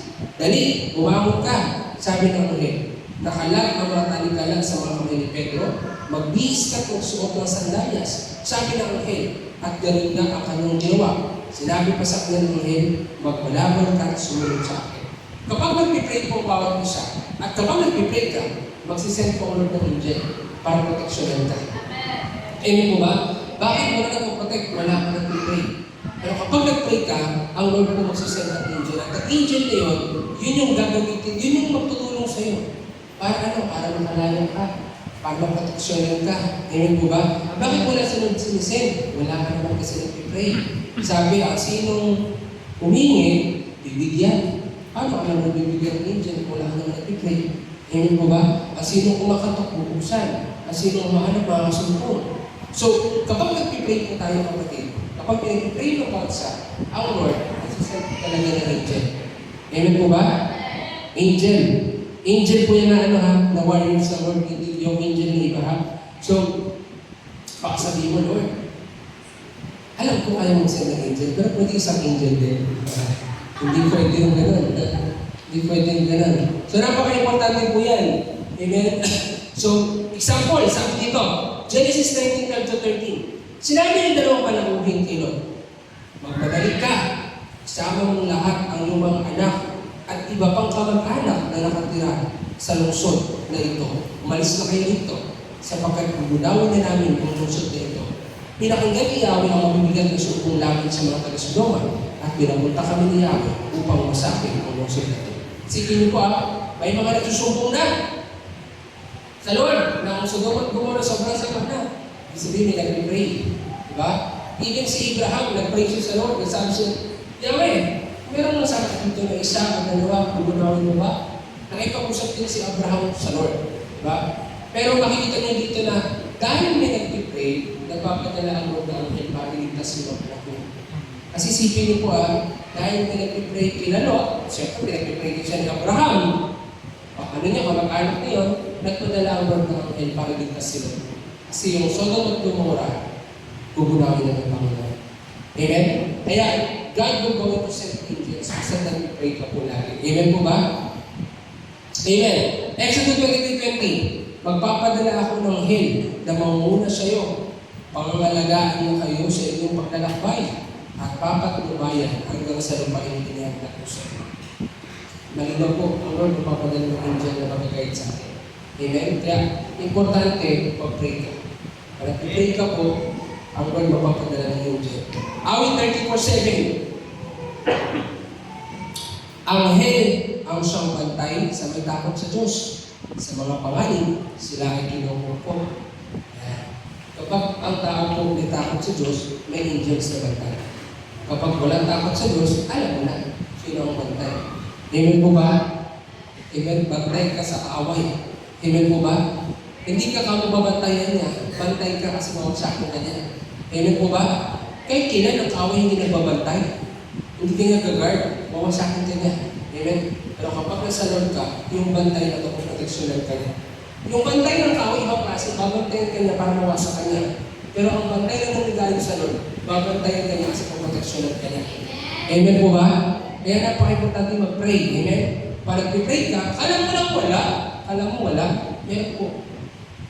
Magsisend ng Lord ng angel kapag nag-pray ka palagi. Amen? Lahat. Sa business mo, sa trabaho, sa school mo, sa pamilya mo, may protection po yan para nag-pray ka. Amen? Awit 19:11. Sa kanyang mga anghel, ika'y itatagumilin. Saan mang dako, maparoon, tiyak kang iingatan. Pero po, kapag ang tao nila ako sa Diyos, talagang hindi ng Lord ikaw mababayaan. Na, may mga tao nagsasabi, kung talagang buhay ang Diyos, bakit bidalin si Charlie Kirk? Alam mo, para sa akin yung mga tanong na hindi na kailangan yung pag-usapan kasi sa Bible mapalad ang tao yung musik na rin. Hindi naman talaga siya namatay. Namatay sa physical pero nabuhay naman siya. Amen. Amen po ba? So yung iba kasi sinasabi kung buhay ang Diyos, bakit siya pinarin? Kung buhay ang Diyos, bakit si Pedro pinako? Diba? Pero lahat naman ng yun is talagang part ng pag-uusap sa Christian life. Yung mga magtatanong ng ganun, yung mga taong ulam. Amen? Kasi sa Kristiyano, hindi mo na kailangan tanongin mo kung bakit sa pinatay. Kasi alam na natin na mangyari kami sa sirang kalor. Amen? Pero pag ang tao talagang pinakalaban ng Diyos, at tatanungin mo kung buhay ang Diyos, bakit siya binarin? Hindi po. Buhay ang Diyos, mamatay man tayo o hindi. Amen po ba? Hindi naman talaga totoo eh. Buhay ang Diyos, mamatay man tayo o hindi. Ang totoo, nauna lang siya, susunodin tayo. Amen po ba? Yun yung mga ng mga tao ngayon. Ayan naman kasi yung mga nasabi sa akin nakarang kahapon, yung pinag-uusapan daw sa red, kung buhay daw ang Lord, bakit daw gano'n siya? Yan yung mga tanong ng mga taong malayo sa Lord. Kasi parang ganyan yung mga tanong ng taong nung namatayan ng pamilya, tapos sasabi ko, buhay ka Lord, bakit namatay ang pamilya ko? Walang pinagkaiba yun. Mga ganun kung sabihin sarado yung puso sa Lord. Amen po ba? Kaya pag ganun, huwag mo na sinasabihin, alam naman nila yung sakit din. Pinaglalaban lang talaga nila yung ilusyon nila, hindi yung kalooban ng Panginoon. Amen po ba? Yun naman talaga yung totoo eh. Amen? Kaya napaka-importante mag-pray kasi ang Lord magsasend ng angel. Last, salvation is coming. Number 1, killing is rising. Threat is impending. Number 3 naman is angel is sending. And last, salvation is coming. Kapag nag-pray po tayo ng kaligtasan ng kapatid. Gawa 9:11, sumunod na si Pedro sa anghel. Ngunit hindi niya alam kung totoo nga ang nangyari iyon. Akala niya nang nadinig lamang siya. Nakalagpas na sila sa una at pangalawang bantay at nakarating sa pintuang bakal na labasan papunta sa lusyon. Ito'y kusang nagbuksan at sila lumabas. Pagkaraan nila sa isang kalye, biglang nawala ang anghel. Noon natakbuhan si Pedro, kaya sinabi niya, ngayon ko natiyak na totoo pala ang lahat. Sinubo ng Panginoon ng kanyang anghel at niligtas ako sa kamay ni Herodes at sa ibig ng mga Hudyo at mangyari sa akin. Ang kaligtasan ko dumadating kapag mag-pray tayo palagi. Amen. Amen? Napaka-importante ang pag-pray. Kahit na sabihin ka na ng hindi maganda, mag-pray ka pa rin po kasi ang kaligtasan darating. Amen? Ang salvation, hindi lang naman siya nakabase dito sa mundo eh. May salvation after mamatay pa rin po tayo. Amen? Kaya huwag mo mag-stop sa pag-pray at huwag ka magdudulan sa kaligtasan ng Panginoon. Kasi si Pedro, wala siyang idea na pwede palang mangyari. Kaya isa siya makapaniwala na, may angel pala talaga. Diba? Pero ang point ko doon, yung kung buwan ng prayer. Someday, pag nag-pray ka, kahit ikaw, hindi ka makapaniwala kung paano ka lumiligtas ng Lord. Ayun po ba? Kahit nga ako, araw-araw, hindi ka makapaniwala na ang Lord lumiligtas ka. Lahat naman tayo, ikaw, dapat na-realize mo araw-araw din, ang Lord ang reason bakit ka nandyan. Ang Lord ang reason bakit ka buhay. Ang Lord ang reason bakit ka kumikilos. Bakit ka nakaka-survive. Kung wala ang Lord, wala ka. Amen po ba? Kung wala ang Lord, wala pa tayo dito. Amen? Ang Lord pa rin ang reason bakit ka dito sa church. Hindi mo siya pinili ka niya. Amen? Kasi kung hindi siya kumikilos sa buhay mo, wala ka dito. Amen? Kaya huwag mong papayagan na mawala siya sa iyo. Amen? At tandaan mo, it is all by the grace of the God ka na dito. Kasi kung hindi na Lord yung kilos ay wala ka dito. Amen. Amen po ba? Amen. Kaya huwag mong isipin, huwag mong sabihin na naging tapat ako sa iyo. Ano ba? Naging tapat ka ba? Kasi naging tapat ako, bakit ganito nangyari sa akin? Yung pagiging tapat mo dahil kami sa Lord din. Amen po ba? Amen. Hindi ka magiging tapat kung hindi ka na pinapalakas araw-araw. Amen. Kaya ang galing ko magsabi na naging tapat ka sa Lord. Ayos ka. Parang naging tapat ako sa iyo, tapos ganito ang buhay ko. Ayos ka. Tandaan mo si Lord ang naging tapat bago ka naging tapat. Amen. Amen po ba? Amen. Wala kang mapapawala sa Lord. Ang kailangan mo sumunod lang magpakumbaba. Amen? Doon pa lang sa sinabi mo sa Lord, naging tapat ka, tapos ganito nangyari sa akin, doon pa lang hindi ka na naging tapat. Doon pa lang. Kaya napaka-importante maintindihan natin yan, ha? Ang kaligtasan darating po. Kung tapat ka, mas tapat ang Lord. Amen po ba? So kahit hindi ka, alam mo po, basta nag-pray ka, kahit nasa bingit ka na ng kamatayan, mag-pray ka, tapat po ang Diyos. May kaligtasan siyang ibibigay. Amen? Lahat ng tayo, hindi naging tapat, maligtas niya. Amen po ba? Bago tayo mapunta dito, lahat tayo nasa kabamakan. Hindi pa tayo tapat nun. Wala mo tayo nakilala sa Kanya. Pero tapat na siya. Amen? Kaya ang kaligtasan, darating. Nung hindi pa nga natin ang kilala, dumating na. Ano na lang yung kailangan mo siya? Mag-pray ka, darating din po ang kaligtasan. Amen? Lucas 3:6. At makikita ng lahat ng tao ang pagliligtas ng Diyos. Lucas 4:19. At upang ipahayag na darating na ang panahon ng pagliligtas ng Panginoon. Lapit na po dumating ng Lord, kaya kailangan na mag-prepare. Anytime darating siya. Di ba? Sabi September. Lapit na. Pagkabagal din na. September 20 plus daw. Di ba? Prepare ka na. Sisi na. Diba? Sabi nila, kaya dapat mag-prepare ka na. Hindi mo alam. Mabladi mo nakaraan. Diba? May gera. May mga ganyan na. Hindi na po. Amen? Nakaraan may bloody mo. 1 a.m. dito. Kita. Yung mga taga-church na nakita ko sa front ng mga post. Hindi ko ba naman ito na picture? Hindi ako nagbangon. Kakatapos sa mga bloody mo lang. Silent yan sa Bible. Lahat. Yung bloody mo hindi silent yan. Bible yan. Amen po ba? Yan ang isa sa pruweba na totoo yung Bible. Amen? Yan, pati yung mga eclipse sa Bible din po yan. Amen? Kaya malapit na dumating ang Lord. Habang parating sa ating mga tao, isa sa corruption, isa sa mga issue, i-prepare mo sarili mo. Amen po ba? Amen. Dito pala na ako, totoo yun. Alam naman sabihin mo sa Bible, Lord, tinatakot mo naman ako. Alam naman sabihin mo sa Lord na, Lord, sabi sa Bible, darating ka na, ikaw talaga Lord, tinatakot mo ako. Hindi, warning yun. Amen po ba? Amen. Tinatawag, hindi takot ko yun, matakot ka talaga dapat. Amen? Amen. Iba kasi sabi na, grabe naman yung Kristo, nanakot. Di ba nakakot? Tinatakot mo nga sarili mo, kakanot mo na walang kwenta, tapos sa Bible, mas matakot ka sa Lord. Amen po ba? Amen? Diba, tulad niya, marami na rin ng yung Conjuring, yung movie ngayon, ang dami na poses, dami silang pilang. Ang daming mga tao talaga. Sa ibang bansa, nalang sila ng mga ganun, grabe. Naposes sila, wala, diba? Grabe kasi sa ibang sa Pilipinas. Pero iba na mo, wala naman doon natakot. Kasi sa Pilipinas, parang may Diyos sa ibang bansa kasi kung ano-ano kasi talagang pumasok sa isip nila. Yung emosyon nila, alam mo sa ibang bansa, grabe emosyon. Wala talagang tibok ng puso, hindi lang talaga susundin. Kapag takot. Diba? Sa Pilipinas, naman ako nakita ng gano'n na naghahanap ako sa Pilipinas sa may mga napusos na natin wala man. Kasi ang mga Pilipinas, alam nila acting lang dito Mas marami na kasi punto dito, sa kanila yun lang. Dito paalam, paalam, lahat na. May balbal, mga tik-tik, ang dami daw Kaya wala daw balikan walang palis daw yun. Ganun daw Pero yung point doon, hindi nyo takot ko nga sa mga mas matakot ka sa Lord kasi yung pagdating ng Lord totoo. Amen po ba? At ang mga tumagap sa kanililigtas niya. Sabi nito, Roma 13:11, gawin ninyo ito dahil alam ninyo panahon na upang bumisin kayo ang pagliligtas sa atin ay higit ng malapit ngayon kaysa noong tayo unang sumampalataya sa Panginoon. Amen? Mas malapit na Panginoon.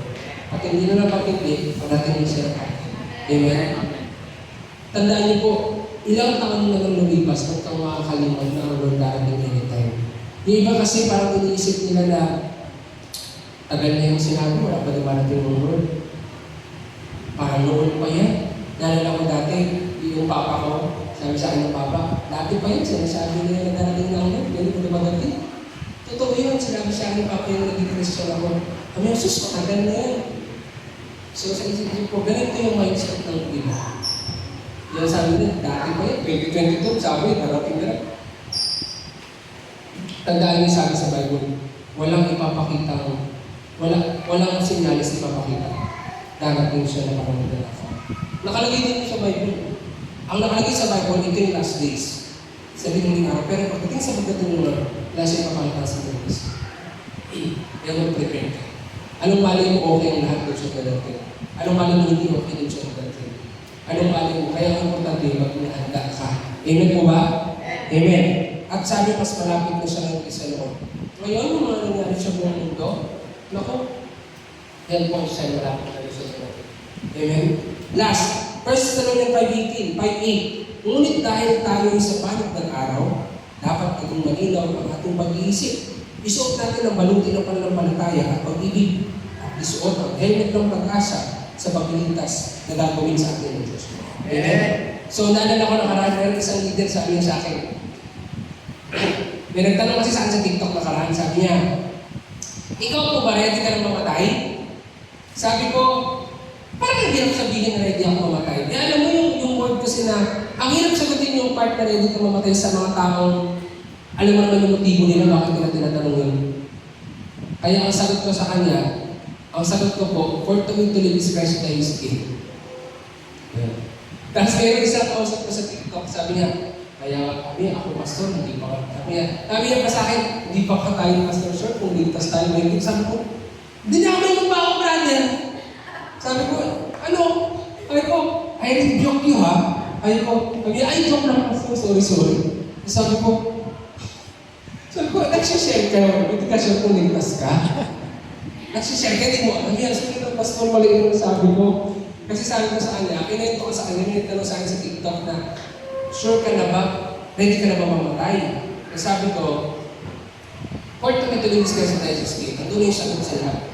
Ano na? Pero ang hirap kasi sabihin yung part na, may mga tao sa sinasabi nila na, ready na ako mamatay. Parang niyabang niya pakinggan. May mga tao sinasabi yun na baka magulat, ready ka mamatay, pala patay ka talaga. May mga tao kasi parang niyabang din ganun. Pero para sa akin, sasabihin mo yung ganung bagay sa tamang motives, sa tamang paraan. Diba? Pero ang ibang usapan sasabihin mo, hindi ka sure kung ligtas ka. Pag gano'n, dapat sure ka sa kaligtasan mo. Amen? Ikaw nandito ka, dapat sure ka sa kaligtasan mo, ha? Amen? Hindi mo pwede sabihin na hindi pa ako sure. Ako, ang hirap i-share ang gospel pag hindi ka sure sa kaligtasan mo. Sabi ko nga sa kanya, hindi ako magsishare sa inyo ng wala ko, hindi ka ako sure. Ba't ko si-share si Jesus kung hindi ako sure? Siyempre, nandun na sa mindset mo na alam mo tinubos ka yan, pero hindi mo pinagpamalaki yun. Kasi meron talagang iba na, ikaw ligtas ako. Ayos ba? Huwag mo akalain nasa taas ka, makabubagsak ka. Amen. Amen po ba? Ang kaligtasan hindi pinagpamayaw. Praise you, the Lord. Amen po ba? Amen. Sinashare natin yun, by the grace of God. Talagang binago niya ako, inayos niya ako. Ang kaligtasan hindi naman yung mga pinapakita sa buhay. Kaya may sanctification, justification, regeneration, redemption. Amen? Sa biyaya naman, tinubos na tayo. Amen? Niligtas na tayo. Amen? Iba yung word na sa biyaya naman, niligtas niya ako. Siya, ligtas ako. Hindi ko alam kung may nabasa ako sa Bible, pero wala akong nabasa sa Bible na sinabi ng mga tao na ako ligtas ako. Mga servant ako. Lagi na sinasabi na tinubos ako, niligtas ako, sa biyaya niya, di ba? Wala yung sabi na, ako ligtas lang. Oo, so na ako mamatay. Sabi ko nga, ang hirap naman sa lahat naman tayo takot mamatay. Sabi ko, ikaw naman sabi ko, sure na ako, ready na ako. Sabi ko lang, kung kami kalig sa Christ, Globe lang na. Praise God. Pero yung point doon na dapat sure ka sa kaligtasan mo, ha? Amen po ba? Amen? Kapag hindi ka sure sa kaligtasan mo, hindi ka sure sa sinusunod mo. Amen. Amen po ba? Hindi ka talaga sure. Pero ang tamang yung kaligtasan dumating sa'yo, sigurado ako, kaya mo rin talaga sure sa mga tao. Nakaraan may nakausap ako, for the first time in my life, may nakausap ako na isang, kasi meron akong Bible study, may mga bagong asap ko Bible study sa online. Tapos nagtawag siya sa akin, sabi niya, Pastor, tatanong ko muna sa pastor ko kung pwede ba ako mag-join sa Bible study natin, ha? Kasi po, baka iba yung paniniwala mo sa paniniwala namin. Kasi baptist siya. Basta po, ang paniniwala ko po kasi once saved, always saved, Trinity, yan yung paniniwala. Tapos, tinanong ko siya, sabi ko, brother, ano ba yung accepting sa'yo ng once saved, always saved? Kasi lagi siya nanonood sa live ko gabi-gabi, nag-testify siya. Maramdaman mo ibang klase ng spirit na meron sa kanya. Pero sa iba, maramdaman mo na, alam mo parang same spirit kayo. Hindi iba na iba. Tapos tinanong siya, brother, ganito kasi, naniniwala ako sa once saved, always saved. Basta, maninindigan ka sa Lord hanggang huli. Kasi ano yan totoo, pag tinanong mo si Lord, once saved, always saved ka. Provided, mananatili kang tapat hanggang wakas sa Kanya. Regardless kung nagkakamali ka, nagkakasa, lahat ng time to fail, pero stand ka lang sa Kanya, maliligtas ka talaga hanggang muli. Kasi habang nag-stand ka, gagawin ka niyang ganap. Pero, hindi effective yung once saved, always saved pag tumalikod ka. Kasi 18 virgins, si Judas. Nandun din si Demas. Saka magiging against siya doon sa verse na manatiling tapat hanggang mas maliligtas. Tapos ang sagot na sa akin, pareho po tayo, Pastor, ganun din po sa amin. Ay ko, brother, alam mo, yan yung kailangan mong i-share sa mga kapwa mo baptist. Kasi, iba na yung mindset ng iba eh. Ang mindset na ibang baptist, basta tinanong mo si Lord, kahit magloko-loko ka, ligtas ka na. Sabi ko for the first time, alam mo, Pastor, ganyan yung tinuturo ng pastor namin. Sabi ko, yan na yung point, brother. Sabi ko, paano mapapaisip ako, sino nagtiklaro ng gano'n? Sabi ko, baka yung sinasabi ng baptist talaga naman si Paul say, tinanong ko si Kristo, pero kailangan mag-stand. Sabi niya, ganun din po sa mga pastor, kailangan mag-stand. Kasi sabi ko, ikaw, alam mo na kasi yung pakaramdam ng tumaligod ka. Tumaligod ka sila sa Lord. So, sabi niya, alam mo, Pastor, marami sa amin gusto ituro yan, pero hindi na kaya ituro. Ay ko, alam mo bakit ko siya kaya ituro? Kasi naramdaman mo yung kaligtasan. Hindi mo talaga kaya ituro yun kung hindi mo alam yung pagkakaiba ng nag-stay kasi hindi ka nag-stay. Pero alam mo kasi yung pakiramdam nung tumalikod ka na wala talaga si Lord sa'yo. At nung tumalikod ka sa Panginoon, alam mo hindi ka ligtas na yun. Siya yung nagsabi na nung tumalikod siya sa Lord, kahit John 3:16, hindi niya naman intindihan mo. Pero nung bumalik siya sa Lord, naintindihan niya yung John 3:16. Kaya kaya niyang ituro yung once saved, always saved. Kasi alam niya na kapag tumalikod ka sa Lord, hindi talaga natalaga yung once saved, always saved. Mangyayari lang kapag mag-stay ka talaga sa Kanya. Yun yung sabi ko, alam mo brother, mag-stay ka talaga sa Lord at yan yung share mo. Kasi it's not all about the religion. Ang importante dito si Lord talagang maluwalhati.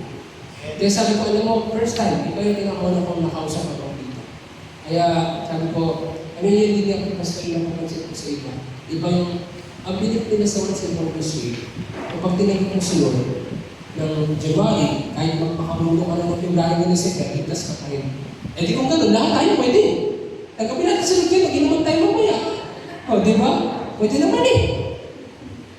Sabi niya pa sa akin, meron pang iba doon na sabi sa kanya, nakasama niya, mag-repent lang tayo mamaya. Magbali, kasi once saved, always saved daw.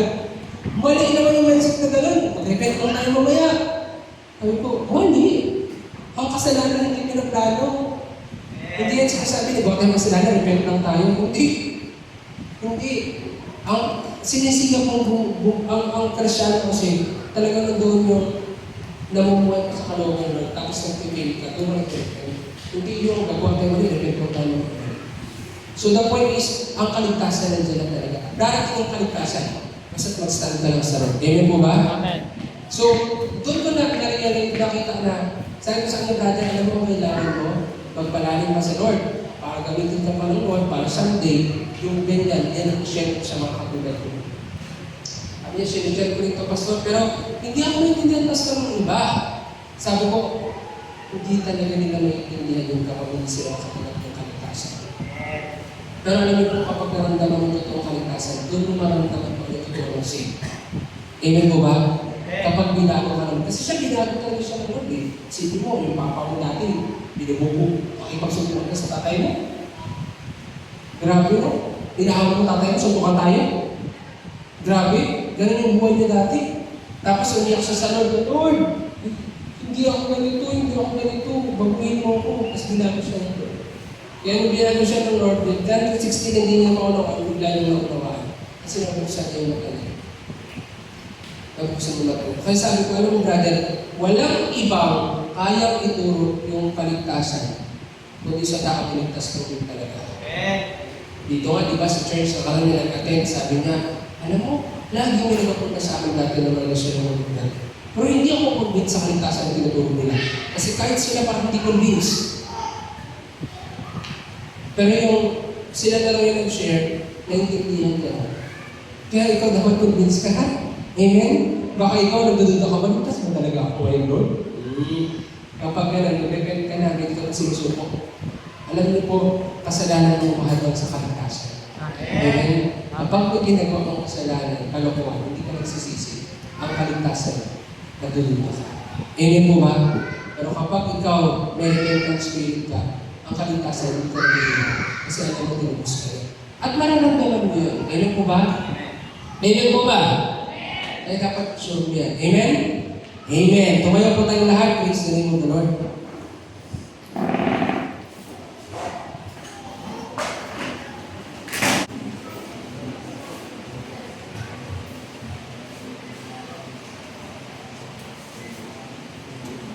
Sige po, manalangin ka sa Lord.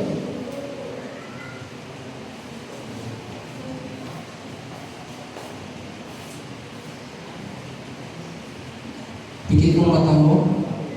Sabihin mo sa Lord, iligtas mo po ako. Tubusin mo po ako. Ayusin mo po ako. Hallelujah.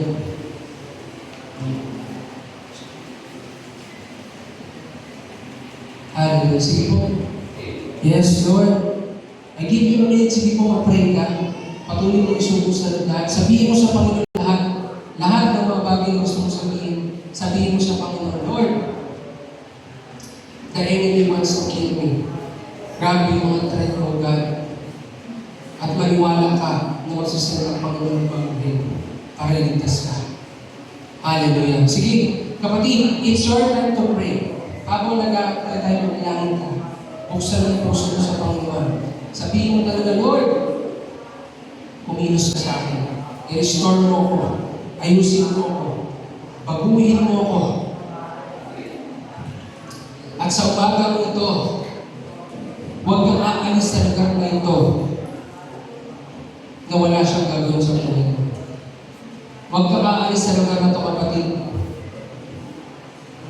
na parang kang patay, spiritual. Sa halip sa araw na ito, bubuhayin ka ng Panginoon.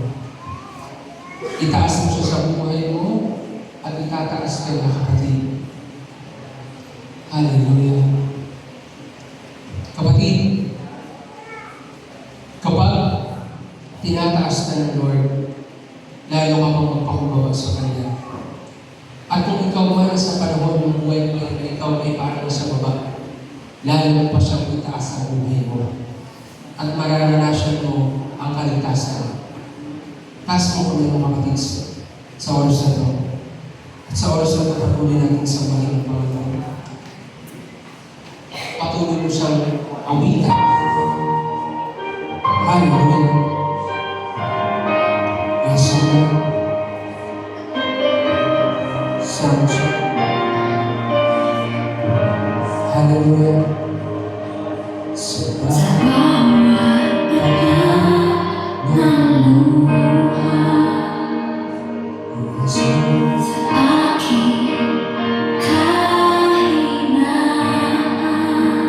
Lumapit ka sa Panginoon.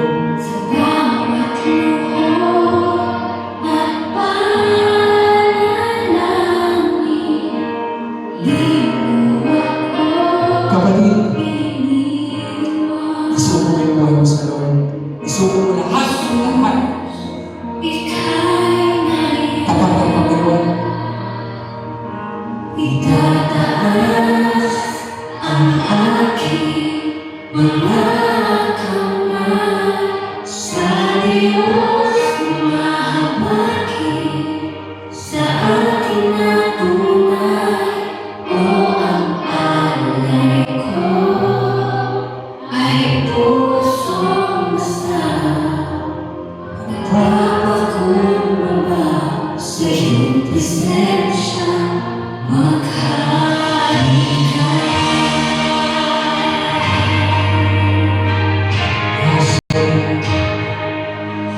Kapatid, magpakumbaba ka sa Lord.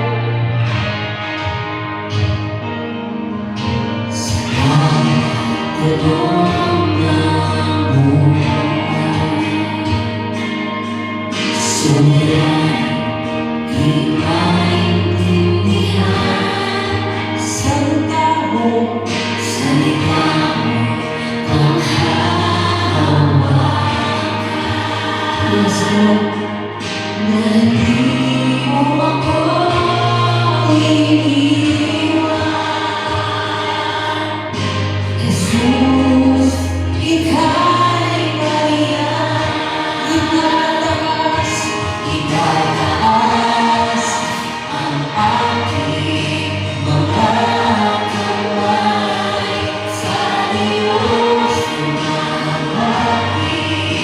sa akin. Ihanay mo, kapatid. Ibuhos mo sa Panginoon lahat.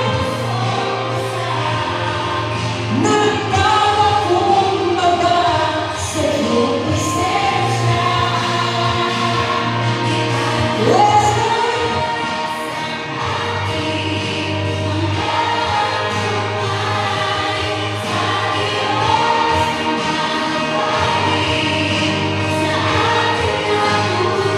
Yes, Lord. Yes. Come on, church. Nagpapakumbaba. Suriin mo. Suriin mo ang puso ko, suriin mo ang buhay ko.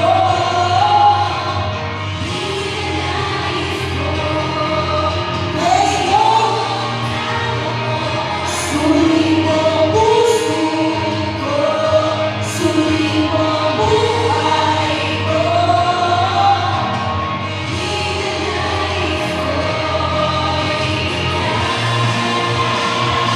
Suriin mo ang puso ko, suriin mo ang buhay ko.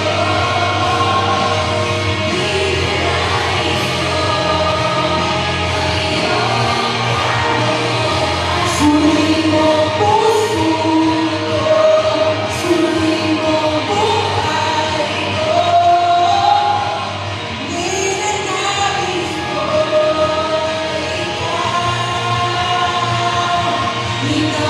itataas ang aking mga kamay sa Diyos.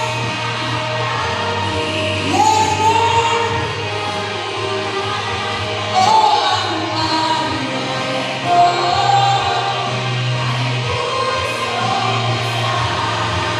Nagpapakumbaba sa iyong presensya. Itataas Kapatid, tapat na ako. God sees your heart at gusto ng Panginoon.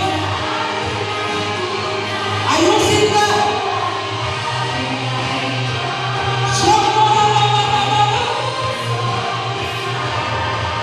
nagpapakumbaba sa iyong presensya. Oh, ang alay ko ay pusong masaya. Ora bababa. Nagpapakumbaba sa iyong presensya. Maghalika. Yes, Lord. We continue to worship you. We continue to worship you, Lord. Hallelujah. Shukra Masika na nababa. Patuloy natin kapatid sa bahay ng Panginoon. Patuloy pa natin siyang umitan. Let's continue to feel the presence of the Lord in this place. There is power in worshiping Him. Ano ba na mangyari kapatid? ang Panginoon. Piliin mo siya sa buhay mo. Huwag na huwag aalis sa akin.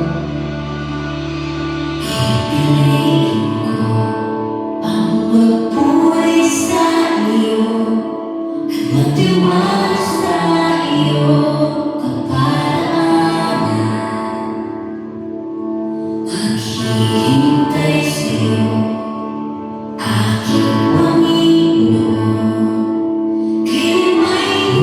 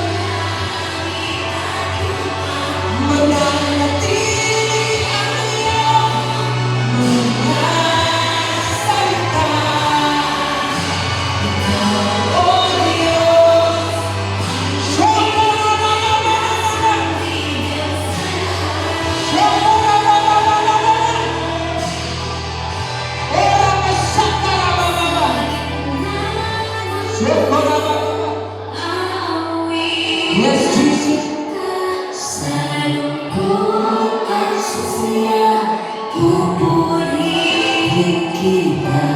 Kapatid, Ikaw the best worship is the one of the Holy Spirit. Welcome him. Habang sinasapaw mo ang Panginoon, imbitahan mo siya. Habang siya inaawitan mo, imbitahan mo siya sa buhay mo. Shokorabababababa! Shokorabashikariababababa!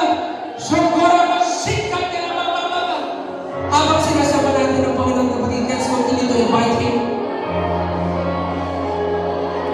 Let's continue to invite him. Dahil habang tinataas mo siya, bumababa ang presensya niya. Ora masyaka! Patuloy na namin sasapahin, Panginoon. And as we worship the Lord in this place, pour out your Spirit. Pour out your presence, O God. Ora masyaka! Yes, Jesus. Thank you, Holy Spirit. Thank you, Holy Spirit. Yes, O God. Ang presensya mo, hindi na nais ko. Naisip mo, kapatid, ang presensya ng Diyos. Yes, Jesus. Nahawak ka sa kapuri, nahati at pagsama. Jesus, ika'y magilangin, mapagkailanman. Nahawak ka sa kapuri, nahati at pagsama.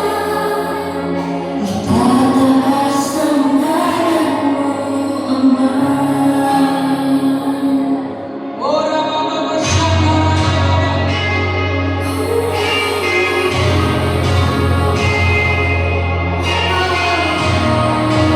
The Lord is here. Jesus is here. May marinig ka man ba? Tiwala ko'y ibibigay sa'yo. Magkapangako mo, paghahawakan ko, mamamahagi sa kanino mo. Narapat ka sa papuri, Yes! Kapatid, itaas natin siya. Itaas natin si Jesus. narapat ka sa papuri,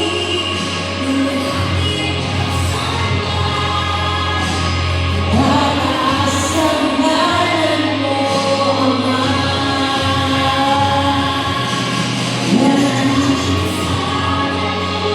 Yes, Lord. Shokorama Masyaka! Mapagkailanman.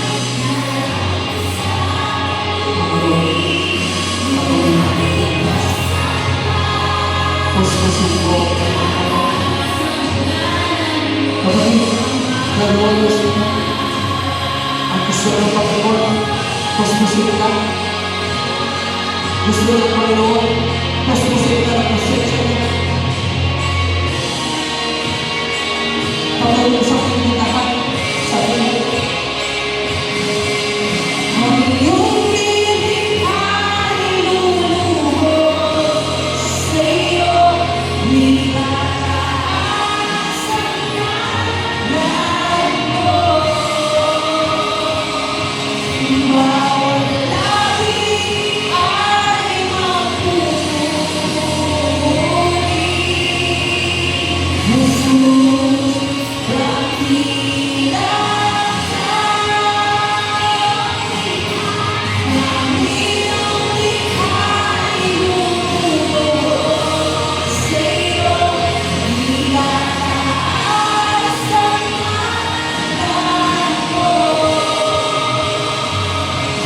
Bawat labi ay masasabi,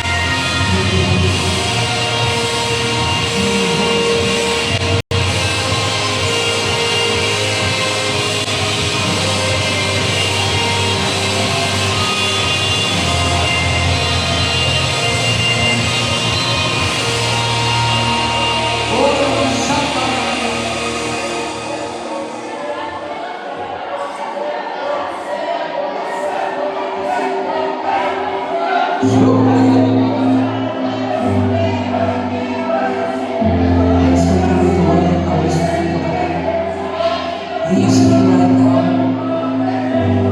Lord, I pray, fresh anointing of your presence in the lives of your people. Touch in the name of Jesus. Touch in the name of Jesus. Lord, lahat ng matigas na puso, touch them, Lord. Touch them, Holy Spirit. You're the God who never changes. Thank you, Holy Spirit. Shukra.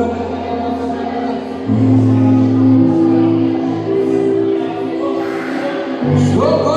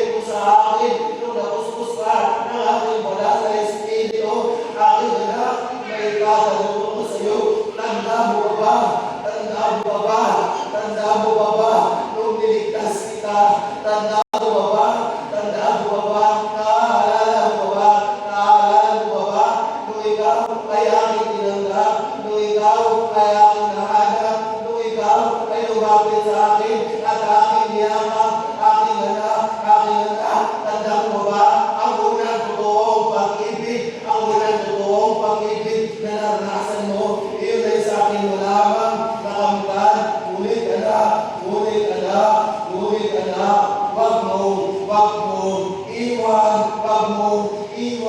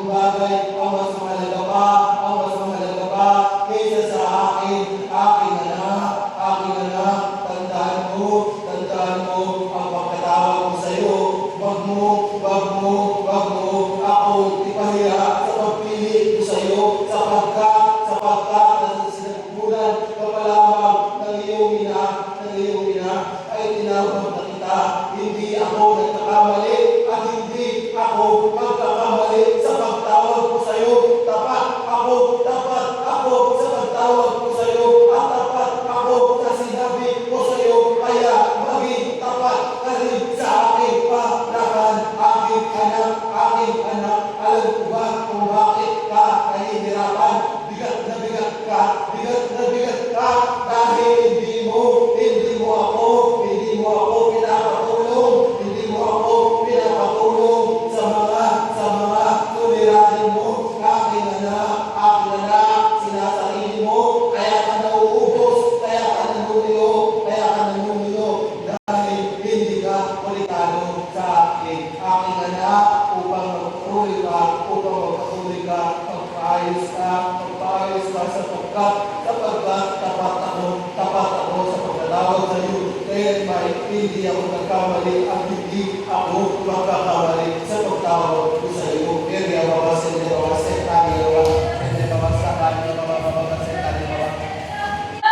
Makinig ang bawat isang naririto. Nais ko malaman ninyo. Nakikita ko lahat ng pangyayari sa aking panambahan sapagkat pinagkakatipon ko kayo sa isang katawang tinanggap ninyo at ako ay iyon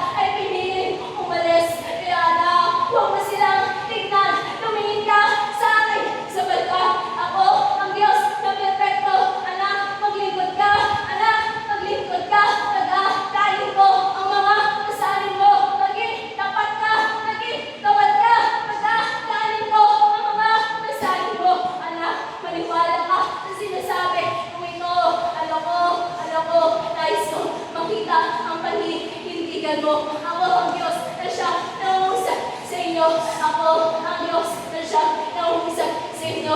Ang liwanag ko'y suma inyo.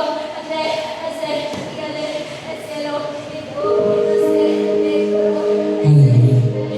Thank you, Lord. Thank you, Lord, for the restoration of your mind. Thank you, Lord, for your faithfulness. Tunay, Panginoon, na tapat ka, hindi ka nagbabago noon ngayon at magpakita ko.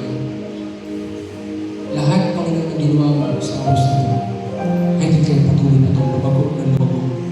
At bawat isang mga anak mo na naroon ito, patuloy pa, Panginoon, na ikaw ang siyang mag-aaral. Lord, iba-iba kami sa iyong harapan. Dahil lahat kami iba-iba. Pero lahat kami, Panginoon, kahit iba-iba, kaya mong mabuhin. Kaya mong ayusin. Kaya mong pagpalain at kaya mong iligtas. Dahil walang mahirap sa iyo, Panginoon. Okay, Lord, here we are. Let your will be done upon our lives. Take control of it, God. I declare bawat isa bilang mga warriors ko, bilang mga tibor, patuloy, Panginoon, na ikaw ang Diyos na pinagagin kami, palakasin kami. Kung kami man, Panginoon, ay parang mamamatay na buhayin mo. Kung nawawala na yung apoy, paapuin mo pa mga Diyos. Lord, huwag mong payagan na mabalik kami sa dati buhay. Umilos ka, maraming ka, Panginoon. Ngayon kami, lahat na nangyayari. Patuloy mong pakibagyan ang pananampalataya namin. Alam ko, Lord, lahat ng mga nangyayari sa buhay namin ay kailangan namin maranasan dahil ito ay paraan mo para mas lalo pang mapatatag ang pananampalataya ng bawat isa at mas lalo pang mapaganda ang testimonya ng bawat isa. Lord, in our weakness, doon namin naranasan ang kalakasan. Sa oras ng kawalan, doon namin nalalaman ang pakikita ang provision. Sa aming mga sakit, doon namin makikita ang kagalingan. Kaya Lord, ang aming kahinaan ay tunay na pinagpapasalamat namin dahil dito nakakaya ang kapangyarihan. Ano man ang nangyari, Lord, lahat ay declare patuloy pang maglingkod. Dahil tulad ng sinabi mo, wala nang pinakatama pa sa lahat kundi ang maglingkod sa iyo. Wala nang iba, Panginoon. Dahil sa daming kamalian namin, ito ang pinakatama ang pagsilbihan ng buhay ng Diyos. Kaya Lord, hindi na dapat pag-isipan pa. Sa halip, kailangan panindigan ka. Hindi na kailangan pag-isipan, kundi dapat panindigan ka, Panginoon. Salamat po, Lord, sa lahat, sa mga oras na ito, sa pagbibigay namin namin handog at ikaw po. Patuloy po ito, Panginoon, inaalay namin sa iyo. Hindi dahil nais namin ibalik po ito sa amin, kundi dahil karapat dapat sa iyo ibalik lahat. Dahil lahat ng meron kami galing sa iyo. Ultimo hininga, ikaw ang may-ari nito, Panginoon. Tunay na kung wala ka, wala kami magagawa, at kung wala kami kwenta, Panginoon. Salamat po Lord sa lahat. Continue to use this for the glory of your name at pagpalain mo ang sa mga naman namin. Tunay ang pangako, Lord, na sa aming magbibigay, bubuksan mo doon mawin na langit. At tunay na walang anak mo ang sumasampalataya ang mapapahiya dahil tapat ikaw na umibig sa amin.